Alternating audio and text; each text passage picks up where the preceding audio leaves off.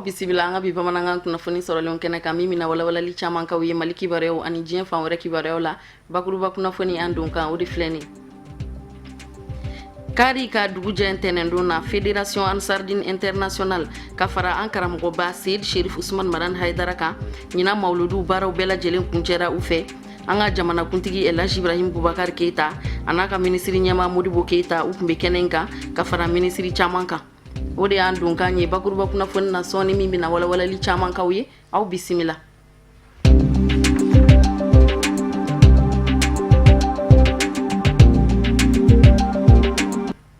an balima bamanankan mɛnnaw Mali kɔnɔ ani Mali kɔ kan foli ani waleɲuman dɔ bɛ ka taa aw kelen kelenna bɛɛ lajɛlen ma fo yan fo aw sigiyɔrɔw la san o san Fédération Ansardine International u bɛ mawludu baara ɲɛnamaya dɔgɔkun kelen de kɔnɔna na a ɲɛnamayali o baaraw bɛɛ lajɛlen kun cɛra ka bɛn kari de ma ka dugujɛ ntɛnɛn na stade du 26 mars la Yirimajɔkaw fɛ yen nɔ duwawudenw ani ŋaniya ɲuman o taara Mali jamana bɛɛ ye ani kelen kelenna bɛɛ lajɛlen an ka jɛ an karamɔgɔba Seyid Sherif Usman Madan Haidara ale ye kɔrɔfɔ minnu kɛ kɛnɛ in kan an k'o ɲamada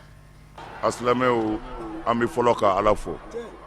ka Ala barikada ka Ala waleɲuman dɔn ka an ka kiraba in ka sɔli a kan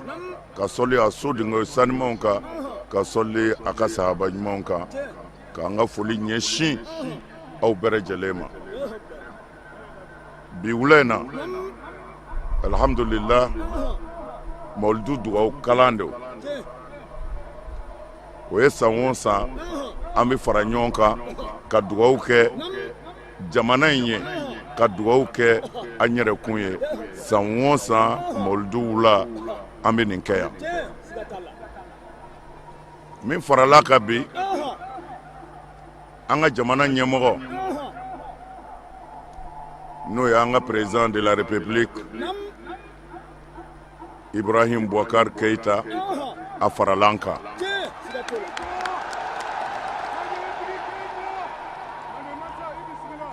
o diyara n ye fo ka se an b'a fo an b'a ka gouvernement fo an bɛ dugawu k'a ye a ka jamana Ala k'a suma Ala ka tɔɔrɔ bɔ a kɔnɔ Ala ka jamana denw bɛn Ala ka hɛrɛ don a kɔnɔ an ka président dunan tɛ nin kɛnɛ kan n y'a fɔ ye politiki ko tɛ an n'a jɛra k'a caman kɛ ɲɔgɔn fɛ kunu o tɛ municipal wajulu ye dɛ hali an ka kare kɔnɔ wajuli an n'a y'a kɛ o la n'a nana a b'a ka kɛnɛ kɔrɔ de kan a bisimila a fɔlen an fɛ a n'a tanunen olu ka kow ka ca ɲinɛ cɛ bɔra k'a fɔ ye an ye mɔgɔ min yɛrɛ sɔn dunanw na minnu bɔra jamana wɛrɛ la ka don Mali la maa 70,000 ani 8 ani mɔgɔ 400 ani mɔgɔ 80 ani mɔgɔ 2 n'an y'a lajɛ o de donna Mali kɔnɔ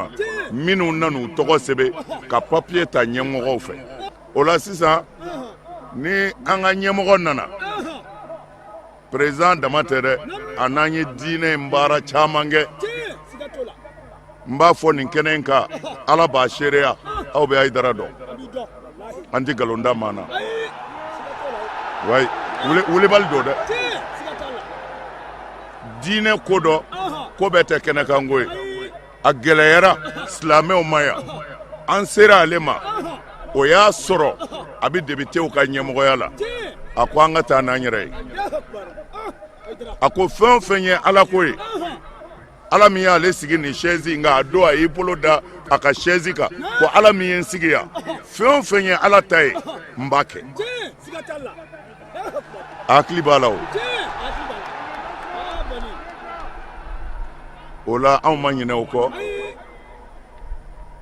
a famana ka kɛnɛ ma nka n'a nana a bisimila olu ka kow cogo don an tɛ se k'u minɛ kojugu u ma sira ɲini dɛ u ma sira ɲini nka an bi fɛ président de la république a nana ka kɛnɛ kan a jara dunan ni dugulen bɛɛ ye a ka n'i jɔ ka dunanw ni dugulenw fo an bi sira d'ale ma a ka taa an bi dugawu tɔ sama ma ye o n'a sɔrɔ ye ala sago sago. An ka jamanakuntigi Elhaji Ibrahim Boubacar Keita n'a ka minisiri ɲɛma Modibo Keita a n'a ka minisiri dɔw u nana ka na an karamɔgɔba Seydi Cherif Ousmane Madani Haidara ani fédération Ansardine International ka mawludu baaraw kuncɛli ɲɛnɛmaya an fɛ. Fɛn min sɔrɔla an ka jamanakuntigi Elhaji Ibrahim Boubacar Keita da kɛnɛ kan an k'o ɲɛmada. Bismillahirrahmanirrahim. A'udhu billahi minash shaitanir rajim. Assalamu alaikum warahmatullahi wabarakatuh. Ni hɛrɛ de ye. Anw ka jamana in ne y'o fɔ bi tɛ n ko maa o maa tulonkɛla Mali la i bɛ tulonkɛ i yɛrɛ de la, maa o maa tulonkɛla Alako la i bɛ tulonkɛ i yɛrɛ la. N y'o fɔ n b'a fɔ cogo min na a bɛ n dusu la a bɛ n ni na ten Ala b'o dɔn. Silamɛw diinɛ ɲɛmɔgɔw a kɛra chrétien ɲɛmɔgɔw ye Monseigneur Zerbo bɛ yan protestants ka ɲɛmɔgɔw u bɛɛ u jɔlen bɛ jamana in kɔrɔ su tile u lɛmɛ k'u jɔ a mana gɛlɛya cogo o cogo su fɛ tile fɛ n'an ser'u ma u b'an jigi tugu kow cayara mananakanw cayara nkalonw cayara sirifukɛ wulila a ko n ma ko hakili dɔ b'ale la a b'a fɛ ka diinɛ ɲɛmɔgɔ tɔw fara ɲɔgɔn kan k'a lase u ma n'a ma kɛ baasi y'u ma u ka wuli ɲɔgɔn fɛ ka taa diɲɛ kɔnɔ ka taa Mali fɔ an ka tiɲɛ k'a fɔ diɲɛ ye a dalen b'a la inshallah Ala tɛ nkalon to ye a b'an ka tiɲɛ to an a kɛra min nana kɛnɛ in kan bi n ka kan k'a fɔ yan tɛ boli kɛnɛ ye dɛ yan ye Ala ka kɛnɛ de ye fɛn o fɛn i b'a fɔ yan nɔ a b'i ni Ala cɛ n y'o fɔ a ye kɛnɛ kelen in kan yan tɛ a don n tɛ président ye n ye min fɔ n ye layidu min ta o b'ale ni jama ni ne ni Ala cɛ ma b'o kan Ala b'o dɔn kira b'o dɔn maaw n'a ye nin kɛnɛ in ye a bɛ mɔgɔ nimisi wasa a bɛ silamɛya jadu nin na mais silamɛya ye mun ye ka tilen ka siran Ala subahana wa taala ɲɛ k'a dɔn an bɛ fɛn o fɛn na sini Ala ma y'ale ye an bɛ taa ɲɛfɔ a ye min tɛ tiɲɛ ye ani tiɲɛ man kan ka bɔ an kana fɔ an kana maaw bila ɲɔgɔn na jamana in an ka hinɛ a la sa n b'o fɔ ɲɛmɔgɔw ye ɲɛmɔgɔ bɛɛ jamana in an ka hinɛ a la an ka dɔ bɔ kurutukuru ni ka duguba talita aw mɔgɔw ɲɛ t'an na dɛ u tɛ s'an na dɛ nka min b'an bɛɛ sanfɛ o ɲɛ b'an na Ala b'a dɔn kira b'a dɔn ne bɛ baara kɛ n'o hakili de ye su tile o de bɛ dusu la fantan tɛ s'i la dɛ nka Ala bɛ s'i la an bɛɛ sini an bɛ t'o de fɔ nin ye kɛnɛ ye kɛnɛ min ka kan ka hakili don bɛɛ la sirifu k'i fo mara k'i fo i n'i ka jama diinɛ ɲɛmɔgɔw bɛɛ k'aw fo nin bɛ jamana fɛn o fɛn min bolo Ala y'i latila an kana to nin ka tila n na dɛ an ka kow ka ca nka Ala kana nin tila n na aw ni ce aw ni baraji a ye n bonya halisa san o san Ala ka dɔ fara nin kɛnɛ in kan n ka kuma kɔnɔ ni donna maa o maa gasi la cɛ muso denmisɛnw maakɔrɔba i ka yafa n ma Ala n'a kira kama hakɛto b'a la salila Mahamadu. Tɛnɛndon desanburu kalo tile 18 o bɛnna fédération Ansardine International u ka mawludu dɔgɔkun ɲɛnɛmayali baaraw kuncɛli ma diinɛ ɲɛmɔgɔw ka fara mɔgɔba caman kan olu nana fara duwawu kalan kɛnɛ in kan ka ɲɛnɛmaya ɲɔgɔn fɛ Tata Ture Jakarija Danbele Sherifula Jabarani so tɔgɔ la an ka ɲɛmada sɔrɔlenw na.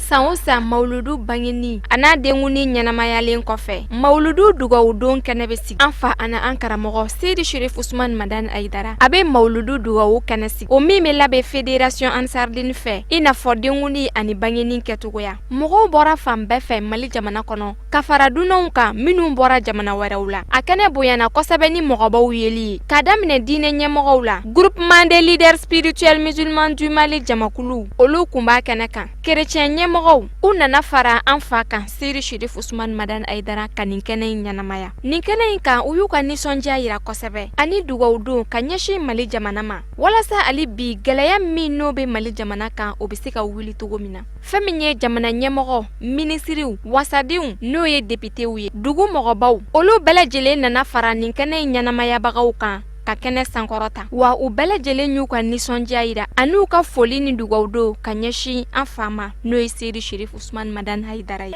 O tuma ne bɛ min fɔ ka gɛlɛya mawuludi kɔnɔna na kuma fɛn fɛn fɔra dɛ dutigiw denfaw ni denbaw mɔgɔw ni mɔmusow bɛɛ ka jɔ i jɔyɔrɔ la n'i ye fɛn ye so kɔnɔ min ma bɛn ala gosi a k'a dabila nka bɛɛ kɛmɛ k'a dabila ten a kana an kɛ fɛn ye dɛ a k'an kɛ maa ye on fait des choses ko karisa kɛra fɛn ye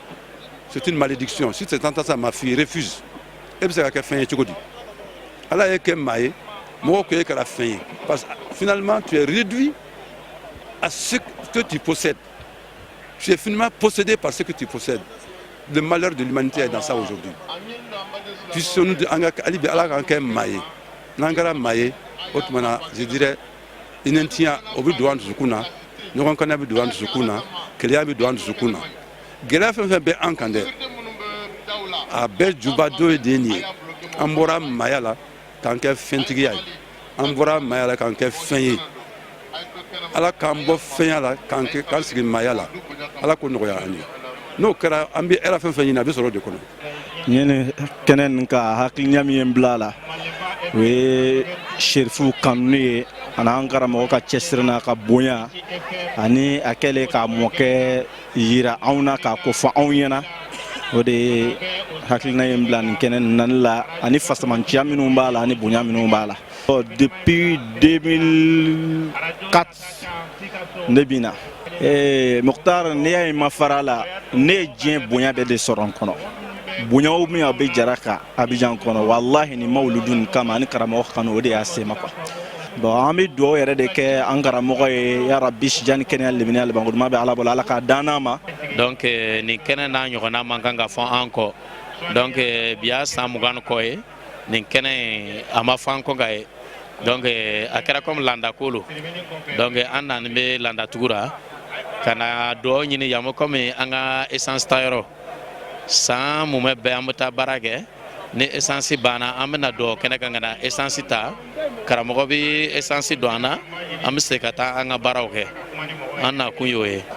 ayiwa san 20 kɔ kɔnɔ an kɔni an ye jateminɛ min kɛ a fɔlɔ-fɔlɔ diɲɛ ko ko bɛ kɛ kɛnɛ kan yan a bɛɛ bɛ kɛ ala jatikali kama donc an y'o sɔrɔ diɲɛ ko ko fana bɛ kɛ ala kama an y'a lo le laban donc an min ba an na an bɛna sigi kɛnɛ kan yan an bɛ foyi fana ka sigi kɛnɛ kan yan ko ala m'o dilan ayiwa an bɛ dugawu mun kɛ an b'a ɲini ala fɛ karamɔgɔ ala k'a mɛn an kɔrɔ a ka denbaya ala ka barika don a la ala ka fɛn bɔ a ka denbaya la min bɛna baara kɛ diinɛ na fo ka tɛmɛ a yɛrɛ ye min kɛ kan an y'a ɲini ala fɛ a k'a kɛ ina ate ina kalikawusara bonya barika la a k'a kɔ tuguni to a ka barika don a kɔra yarabi halibele an y'a ɲini ala fɛ ala ka an yɛrɛ kɛ kɔmɔgɔ ɲuman ye. dakuruɲa fila min bɛ anw bolo k'a di nin kɛnɛ in ma o de ye an bɛ ala fo ka ala wale ɲuman dɔn nin ye kɛnɛ min ye nin ye kɛnɛ belebeleba ye groupement yɛrɛ ka laɲini ye min ye an filɛ o kɛnɛ de kan ye n'o ye mawuludu kɛnɛ ye parce que mawuludu o de ye reconnaissance ye k'a ɲɛsin alakira muhamadu ma sallallahu alaihi wa sallam et surtout groupement sigilen an ye cɛba min ta k'o ka kɛ an ka ɲɛmɔgɔ ye n'a banna n'an y'a diyagoya k'a ka kɛ an ka ɲɛmɔgɔ ye diyagoya ye n'o ye Usman Sherif Madan Aidara ye o ye kɛnɛ o kɛnɛ sigi o ye groupement ka kɛnɛ de ye ani sɛbɛnkow olu n'a ɲɔgɔnsiw ko ka olu bonya olu ka kɛ u cogo kɔrɔw la an ka taasira kɔrɔ minnu tun bɛ yen n'o tun bɛ tiɲɛ kan i n'a fɔ ziyaraw n'a ɲɔgɔnsiw i y'a faamuya olu n'a ɲɔgɔnsiw donc groupement sigi kun ye nin de ye o tuma ka aw yɛrɛ fo ka aw waleɲuman dɔn ka duwawu kɛ an ka belebele ye n'o ye an ka ɲɛmɔgɔ ye Usmane Cherif Madani Hayidara ka duwawu kɛ Ansardini mɔgɔw ye olu minnu ko i jɔyɔrɔ la an ka nafolo n'an ka diinɛ an b'o kɛ ka i kumabɔ. Ka aw ladɔnniya ka fɔ dunan minnu donna Mali jamana kɔnɔ ka na mawuludu ɲɛnamaya o bɛ bɛn maa ba 78 ani 482 ma. Mawuludu bɛɛ lajɛlen kun cɛra ni nin dugawu ninnu de ye. An b'a deli Ala fɛ Ala ka dugawu bɛɛ lajɛlen jaabi ka san wɛrɛ yira an ni silamɛ bɛɛ lajɛlen na. Amina yarabi Tata Ture ala ko duwawu jaabira silamɛ bɛɛ lajɛlen ma. An kuntigi Mamadu Kisi ni nɛɛma b'a ye ale ka dengudi san kunbɛn o ɲɛnamayara Fédération Ansardine International fɛ sibiri su de ka dugujɛ karidon na mɔgɔba caman o sera ka kɛnɛ in lasɔrɔ ka bɔ diɲɛ fan 14 bɛɛ lajɛlen kɔnɔ ka na fara Mali maa ɲɛmaw yɛrɛ kan ani jamana kɔnɔdenw. Amadu Kamara Jakarija Danbele Sherifila Jabaraniso tɔgɔ la an ka sɔrɔlenw ɲɛmada. Ni réunion ninnu n'a ɲɔgɔnnaw b'a yira k'a fɔ hali bi jɔyɔrɔ bɛ diinɛ n'an ka jamana kɔnɔ. Hali bi n'a ye diinɛ ta ka diinɛ wuli ka jɔ ka barika ka bato hali bi an bɛ se ka ɲɔgɔn faamu jamana in kɔnɔ. Jamana in sigi bɛ yen kana gɛlɛya dɔɔni. Jamanadenw b'i ko i b'a fɔ u bannen don jamana na parce que bi na n'i y'i sigi ka jamana la fitinɛ nin bɛ jamana kɔnɔ bi. N'i y'a lajɛ diinɛ jɔyɔrɔ la i b'a faamu k'a fɔ ko fɛn caman y'an jɛ. Ni n'a ɲɔgɔnnaw bɔjulu an bɛ fɛn min an tulo la fɛn minnu n'a bɛ se ka hadamadenw ta yɔrɔ ninnu n'a yɔrɔ yir'u la. A bɛ se ka Ala kira ka kuma f'u ɲɛna, a bɛ se ka kuranɛ kuma f'u ɲɛna, a bɛ se k'a yira k'a fɔ hali bi min kan ka bɛn jamana kɔnɔ ani min man ka bɛn jamana kɔnɔ. Ye dɔnba de an kuntigi Mahamadu Salam denkundi don an bɛɛ kan ka nisɔndiya de an bɛɛ ka kan ka sigi an yɛrɛ ma k'a fɔ ko silamɛya ye koba de ye ka sigi an yɛrɛ ma ka limaniya kan ka limaniya parce que ko caman bɛ yen an b'an k'an yɛrɛ bonya o ma an b'an k'an yɛrɛ bonya fɛn o fɛn min bɛ se ka ɲɛsin an ka jamana ma fɛn o fɛn bɛ na ni bɛn ni sabati ye an ka jamana ma fɛn o fɛn bɛ balawu lamɔbɔ anw na an kan ka limaniya o fɛn o fɛn n b'a fɛ ka Cherif Madani fana fo parce que mɔgɔ min bɛ se ka kuma jama fɛ jama b'a lamɛn siɲɛ fɔlɔ tɛ siɲɛ fila tɛ siɲɛ saba tɛ o ye koba de ye. Mawuludi daminɛ ni bi cɛ an ye dugawu minnu kɛ a bɛɛ an ka jamana ye an yɛrɛ kun an ka denbayaw n b'a ɲini Ala fɛ gɛlɛya min b'an ka jamana kɔnɔ Ala ka jamana in ban an ka jamana Ala k'a kolo suma Ala ka sini kɛnɛya di Maliyɛn Ala k'an bɛn kelen ma an ka Cherif kɛ Ala k'a mɛn ɲɛ sija ni kɛnɛya laban ɲuman Ala k'a d'an ma silamɛ Ala k'a dɛmɛ Ala k'an yɛrɛ fara dɛmɛbagaw Ala k'an laban ɲɛ kira yɔrɔ ma kusi salamu. Karamɔgɔ Ala k'a mɛn an bolo Ala ka sini kɛnɛya d'a ma ale nana ka na silamɛya yira anw na ka fɔ silamɛya tɛ diyagoya ye silamɛ ani diinɛ tɔw an bɛ se ka balo ɲɔgɔn fɛ anw fɛ Côte d'Ivoire bɛn de bɛ yen an b'a la deli bɛn in ka sabati diɲɛ kɔnɔ kabako min bɛ mawuludu yɛrɛ la o ye karamɔgɔcɛ in bɛ an cɛ kɔrɔ o de ye mawuludu yɛrɛ kabako ye mɔgɔ o mɔgɔ n'i kumana nin cogo in na a sigi t'i ma nin waati in sɔrɔ o la an b'a ɲini Ala fɛ Ala k'a mɛn an bolo. Vraiment ne ɲagarila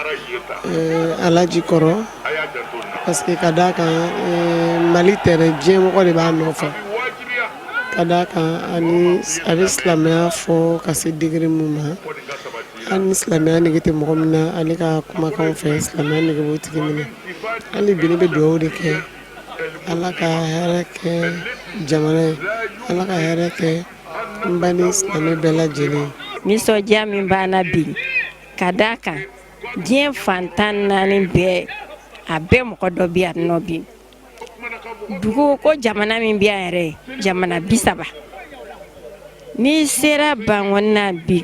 Janginɛbugu la an karamɔgɔ ka yɔrɔ la ayi du tɛ yen ko mawuluden tɛ min kɔnɔ karamɔgɔ yɛrɛ ka yɔrɔ o kuma tɛ du o du b'a kɛrɛfɛ a bɛɛ faran don mawuludu kɔni ne kɔni ye min faamuya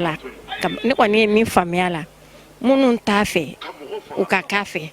n'o tɛ dɔw de bɛ fara kan sa fɛn tɛ bɔ a la era ɲɛ bɛ 26 mars cogoya la a falen bɛ ka se degré ma ɲɛ b'a la jama min bɛ kɛnɛ ma fɛnɛ an bɛ kɔnɔna la nka an b'a kalama ne yɛrɛ bɛ don tuma min na n y'a ye jama min bɛ yen nin ye fɛn belebeleba de ye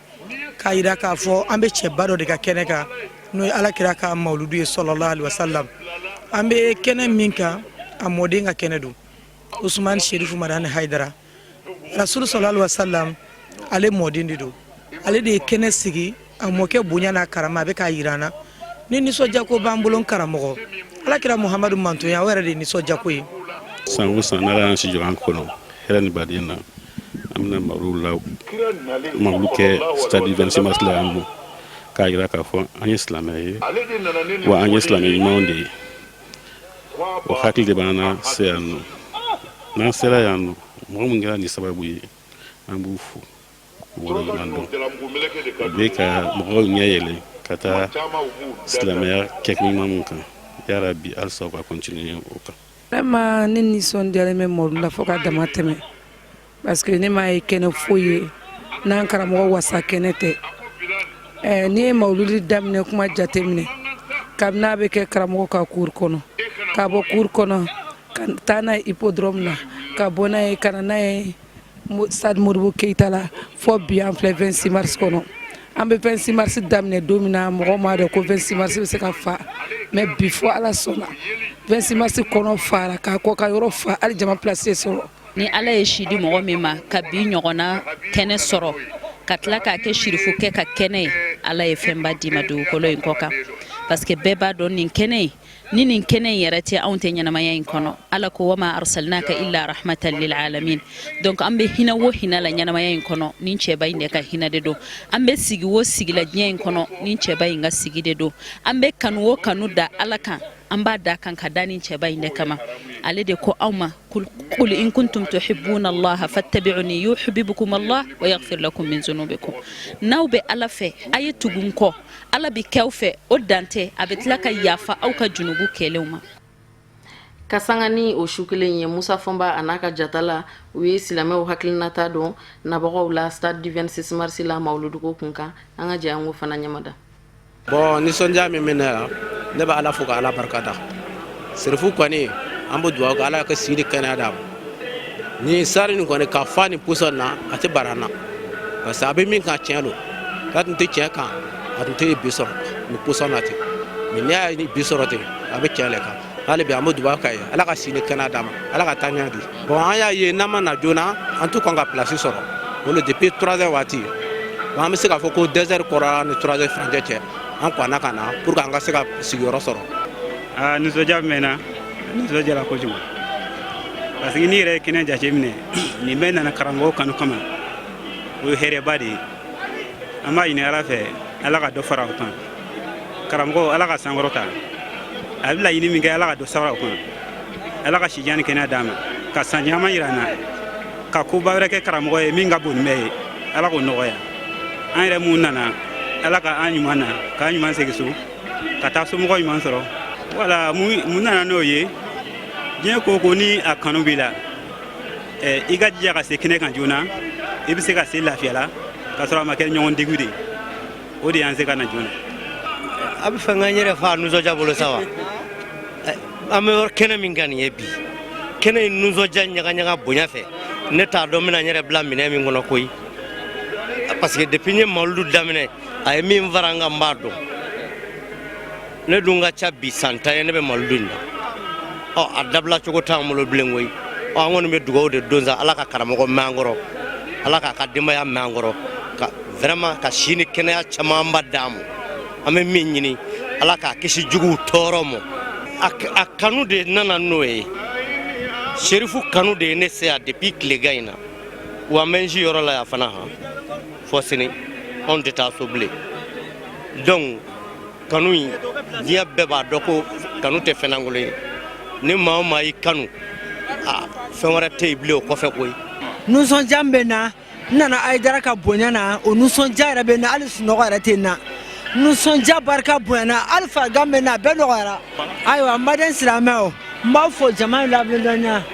an nana Aidara ka kɛnɛ min kan sini kɛnɛ labanko ɲumanw na yarabi yama ala k'an ɲuman bɔya ala k'an kɛnɛya ka sini kɛnɛ labanko ɲumanw d'an ma ala kana baasi kɛ ka mɔgɔ si sɔrɔ Aidara ka kɛnɛ nin kan an nana bonya n'a diyara anw ye nisɔndiyaba de bɛ ne na ka d'a kan kira bangeli o fɛtili a n'a ka baptême don donc an nana naissance la an nana baptême fana na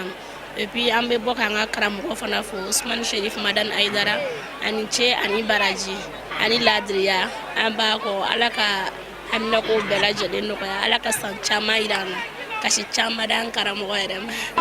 ɲagarilen don nisɔndiyalen don san o san mawurudi an b'a kɛ depuis an donna tɔn in na mais ɲinan t'a bolo fa b'a kan an bɛ ala fo k'a waleɲuman dɔn ala ka san wɛrɛ ta yira an na ala ka sirifikɛ ye mɛn an ɲɛkɔrɔ yarabi ala k'a kɛ kɔɲɔmɔgɔ ɲuman ye an bɛ dugawu kɛ nabagaw bɛɛ lajɛlen fɛn min b'u natɔ sɔrɔ ala ka n'u tatɔ sɔrɔ ka abijankaw ni burukinakaw ni jamana fan o fan n'o nana ka na an dɛmɛ yarabi an bɛ dugawu kɛ u ɲuman nana u ɲuman ka segin ka t'u faso hɛrɛ sɔrɔ yen nɔ an b'o dugawu kɛ o de bɛ dan sigi an ka bi bamanankan kunnafoni sɔrɔlenw na minnu sera ka fara ɲɔgɔn kan ka bɛn ni kuma in ye kunnafonidiso ɲɛmɔgɔyaso fɛ k'a lase aw ma aw ni ce aw ka ɲɛmadali la aw ni ce aw k'an bɛɛ sini